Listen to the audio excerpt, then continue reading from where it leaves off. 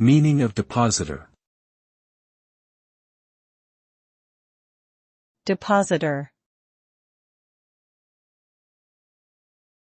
Depositor. Depositor. Depositor. A depositor is a person or entity that puts money or other assets into a bank account or other financial institution for safekeeping or investment purposes. This process is known as making a deposit. Depositors can be individuals, businesses, governments, or other organizations. By depositing money, the depositor entrusts the financial institution with their funds, and in return, the institution may pay interest on those funds or offer other benefits.